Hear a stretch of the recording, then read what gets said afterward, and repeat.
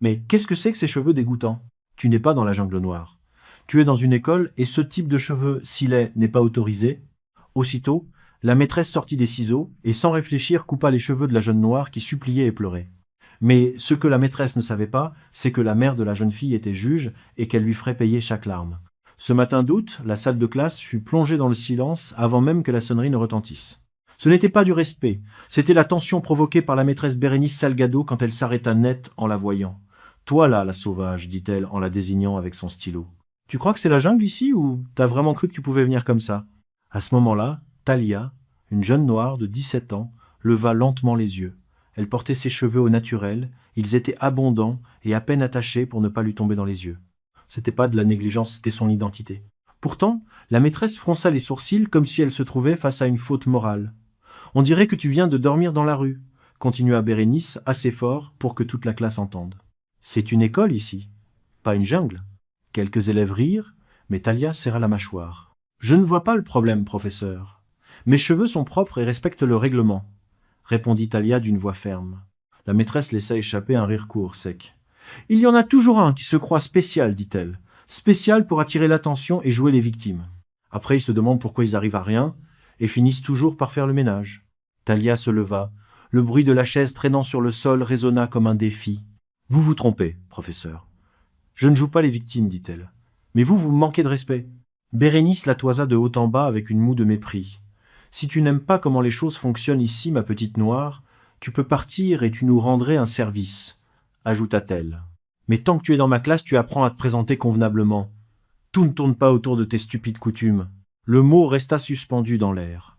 Talia sentit les regards se planter dans son dos comme des épingles. « Mes coutumes ne sont pas le problème, » répliqua-t-elle. « Le problème, c'est que vous n'êtes pas habitué à voir des gens différents. » Un murmure parcourut la salle.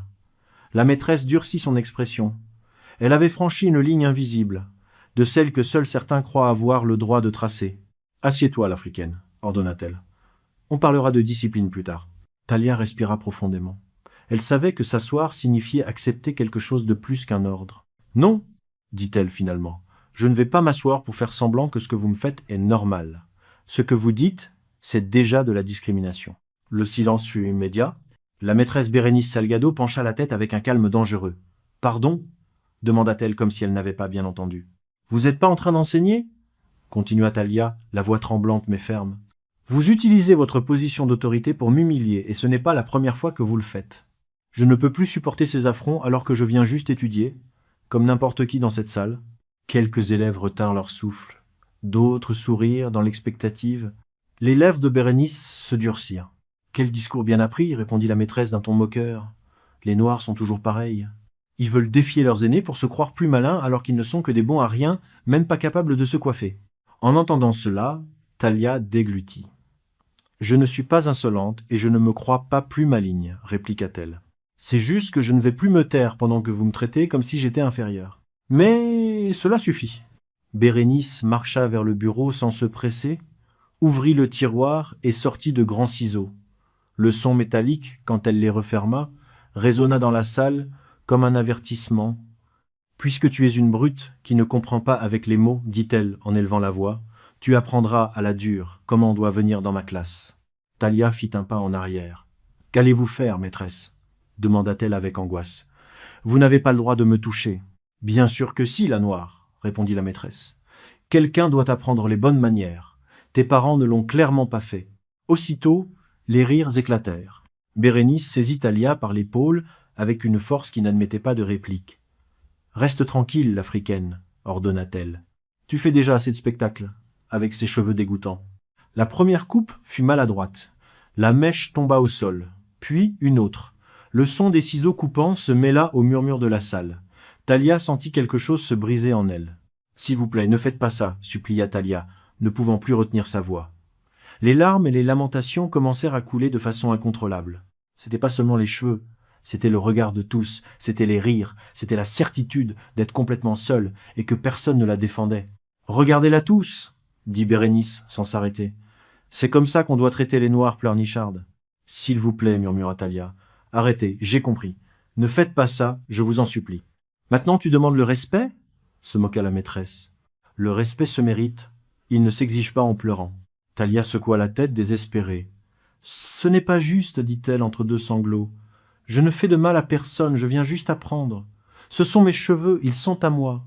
Ils étaient à toi, corrigea Bernice, en approchant les ciseaux, jusqu'à ce que tu apprennes qu'ici, c'est moi qui commande. La coupe suivante fut plus profonde. Une grosse mèche tomba au sol, puis une autre. Chaque chute arrachait un gémissement étouffé à Talia, qui ne pouvait plus contenir ses pleurs. Les ciseaux continuaient à se fermer encore et encore. Chaque son était sec, définitif. Les cheveux tombaient sur les chaussures de la maîtresse, sur les sacs à dos, sur le sol propre de la salle. Talia pleurait maintenant sans parole, le corps recroquevillé, respirant par saccades. « Regarde-toi, ajouta Bérénice. C'est comme ça que finissent celles qui se croient spéciales juste parce qu'elles ont les cheveux comme une éponge. » Quand elle fit enfin un pas en arrière, le silence fut absolu. Talia resta assise, paralysée, assimilant encore ce qui venait de se passer il y a quelques minutes à peine. Elle avait une belle chevelure, bien entretenue, et maintenant sa tête était nue, exposée. Il ne restait plus rien à protéger. On ne voyait que la peau. Bérénice rangea les ciseaux comme quelqu'un qui termine une tâche routinière. « Bon, classe, dit-elle. Ouvrez le livre à la page 32. » Pendant ce temps, Talia ne bougea pas. Elle regardait juste tous ses cheveux sur le sol, complètement brisés, tandis que certains élèves l'observaient avec curiosité malsaine et d'autres avec culpabilité. Mais personne ne s'approcha, personne ne la couvrit. L'humiliation était totale. Plus tard, la sonnerie retentit normalement. Le bruit métallique annonça la fin du cours comme si rien ne s'était passé. Talia resta assise quelques secondes de plus, immobile, encore sous le choc de ce qui était arrivé à sa chevelure. Quand elle se leva enfin, elle sentit l'air froid lui effleurer le cuir chevelu dénudé. Certains regards se posèrent sur elle sans pudeur, d'autres se détournèrent immédiatement. Personne ne dit rien. Elle sortit de la salle, marcha dans les couloirs, la tête baissée, essayant de se couvrir avec les mains comme s'il y avait encore quelque chose à cacher. Tandis qu'elle entendait des rires dans son dos, chaque pas pesait plus que le précédent. Le trajet jusqu'à la maison fut flou.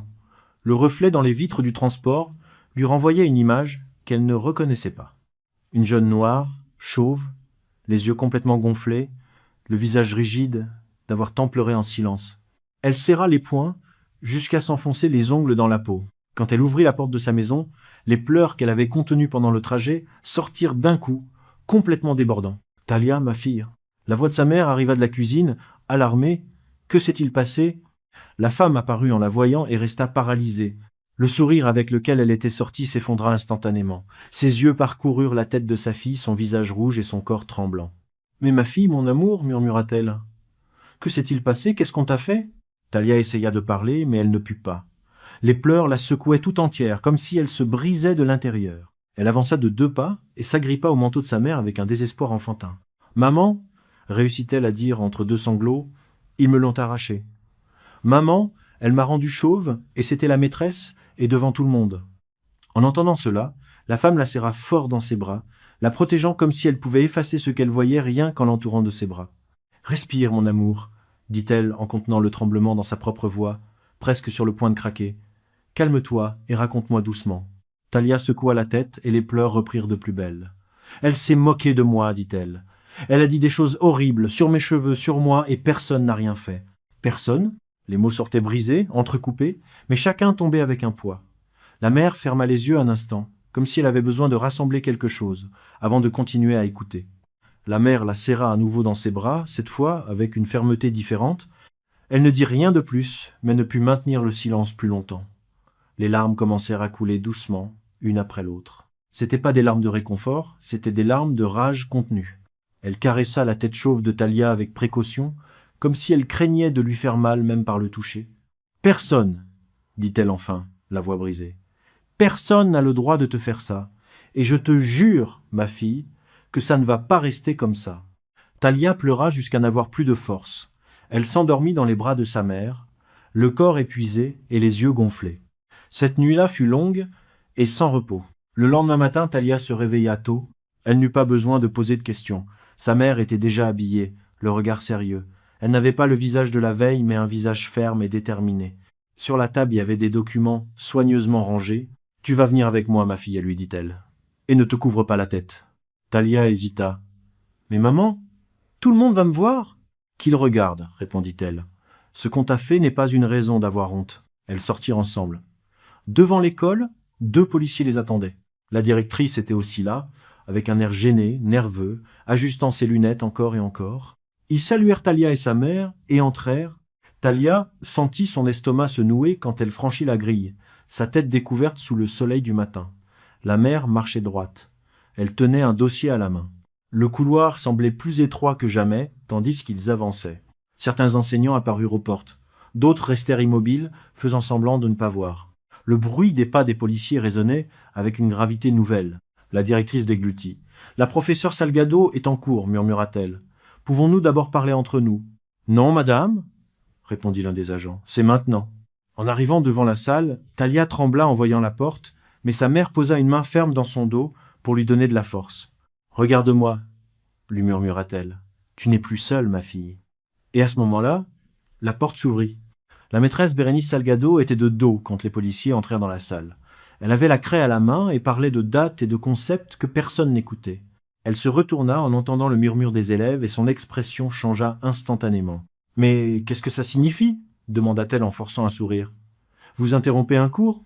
Talia était debout à côté de sa mère, la tête découverte. Elle ne dit rien. Ce n'était pas nécessaire. Le regard de Bérénice se posa sur elle à peine une seconde. Ce fut suffisant. Son sourire se crispa. « Madame Salgado, interrompit l'un des policiers. Vous êtes en état d'arrestation. » La salle resta muette. Les mêmes bouches qui avaient ri hier restaient maintenant ouvertes. « En état d'arrestation ?» répéta Bérénice en élevant la voix. « Mais c'est absurde. Je ne comprends pas pourquoi. J'ai juste exercé la discipline. J'ai ce droit, en tant qu'enseignante. » Elle fit un pas en arrière, mais l'autre policier avança. « Vous avez le droit de garder le silence, dit-il d'un ton ferme. Tout ce que vous direz pourra et sera utilisé contre vous. » La couleur quitta le visage de la maîtresse. « Vous ne pouvez pas faire ça, insista-t-elle. Je ne l'ai forcé à rien, c'était pour son bien. Ce type de cheveux provoque des distractions. En plus, c'était des cheveux dégoûtants. » Talia sentit l'impulsion de parler, mais sa mère lui pressa doucement la main. Ce n'était pas nécessaire. « Madame, répéta l'agent, je vous indique vos droits. » Bérénice regarda autour d'elle, cherchant du soutien. Elle ne trouva que des regards fuyants, des têtes baissées. La directrice ne dit pas un mot. « C'est une chasse aux sorcières, dit Bérénice, perdant tout contrôle. On veut me ruiner à cause d'une noire insolente qui ne sait pas obéir. »« Silence !» ordonna le policier en lui passant les menottes. Le son du métal se refermant fut sec et définitif. Talia l'entendit. La poitrine serrée. Le trajet jusqu'au tribunal fut tendu. Bérénice ne cessa de parler jusqu'à ce que l'un des agents lui répète, avec une patience épuisée, que chaque mot aggravait sa situation. Talia marcha aux côtés de sa mère dans les couloirs du bâtiment judiciaire, les murs froids, les sons secs, les portes qui se fermaient. Tout semblait trop grand pour quelqu'un de son âge. Pourtant, elle avança.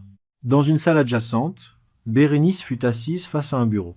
Elle essaya de se recomposer, croisa les mains, leva le menton. « J'exige de parler, dit-elle. Ça ne va pas se passer comme ça. »« Vous parlerez quand ce sera le moment, » répondit l'un des fonctionnaires. « Pour l'instant, attendez. » Quelques minutes passèrent avant qu'on ne la conduise dans la salle du tribunal qui était silencieuse, jusqu'à ce que tout le monde se lève. Talia sentit son cœur lui marteler la poitrine, en voyant sa mère avancer vers l'estrade. Elle ne portait plus le manteau. Elle portait la robe noire, sobre, lourde, chargée d'une signification que, jusqu'à ce moment, la jeune fille n'avait pas fini de comprendre. Un murmure parcourut la salle.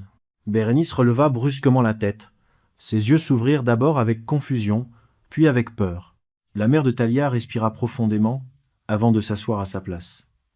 Pour la première fois depuis que tout avait commencé, ses mains tremblaient. « C'est moi qui préside ce procès, » dit-elle à voix basse. « Et avant d'être juge, je suis sa mère. » Talia sentit l'air lui manquer. Les larmes revinrent, différentes de celles d'avant. Ce n'étaient pas seulement des larmes de douleur, c'étaient des larmes de soulagement et de vertige. Le procès commença. Il y eut des témoignages et des déclarations. Des photographies furent également présentées, ainsi que des règlements scolaires qui ne justifiaient rien de ce qui s'était passé. Chaque mot resserrait l'étau. Quand vint le moment de parler, la juge leva les yeux. Ses yeux croisèrent ceux de sa fille une seconde de plus que nécessaire. Elle essaya de rester ferme, mais n'y parvint pas tout à fait. « Ce tribunal, commença-t-elle, ne juge pas une différence de critères pédagogiques. Il juge un acte de violence contre une mineure, d'humiliation publique et de discrimination. » Sa voix se brisa à peine. Elle fit une pause. Talia pleurait en silence depuis son siège, sans se cacher. « Couper les cheveux d'un élève, continua-t-elle, n'est pas de la discipline, c'est un abus de pouvoir. Et quand cet abus vise ce qu'une personne est, son identité, Le dommage va bien au-delà. Bérénice était sans voix. Elle évitait à tout prix de regarder devant elle. Ce tribunal considère comme prouvé que l'accusé a agi avec mépris, avec l'intention de soumettre et d'humilier, dit la juge, et qu'elle l'a fait en s'appuyant sur une autorité qu'elle a trahie, d'Ozon d'arrêt. Les larmes commencèrent à couler sur le visage de la mère, mais elle ne les essuya pas. Par conséquent, conclut-elle, le verdict est prononcé, interdiction permanente d'exercer l'enseignement, peine privative de liberté et obligation de présenter des excuses publiques formelles à la victime. Le coup du marteau résonna dans la salle. Thalia sanglota ouvertement, non pas de bonheur complet, mais de clôture, de justice imparfaite, mais de justice tout de même. Sa mère descendit de l'estrade quand tout fut terminé et serra sa fille dans ses bras avec une force contenue depuis trop longtemps. « Tu n'aurais jamais dû vivre ça, ma fille, lui dit-elle à l'oreille. Et même si rien ne l'effacera, tu n'es pas seule. » Thalia posa sa tête chauve sur l'épaule de sa mère. Pour la première fois depuis ce jour dans la salle de classe, elle ne ressentit pas de honte. Elle ressentit de la dignité. L'histoire ne s'arrêtait pas là. Les cicatrices ne disparaissent pas avec une sentence, mais quelque chose avait changé pour toujours. Le silence ne commandait plus. Thalia, encore avec sa douleur, commença à avancer. N'oublie pas de commenter de quel pays tu nous regardes. Si cette vidéo t'a plu, tu dois voir cette autre, où une raciste lui a donné une gifle et l'a touchée sans savoir qu'elle se défendrait. Clique maintenant et on se retrouve là, base. N'oublie pas de t'abonner et de laisser ton like pour qu'on te ramène plus d'histoires qui révèlent la vérité cachée.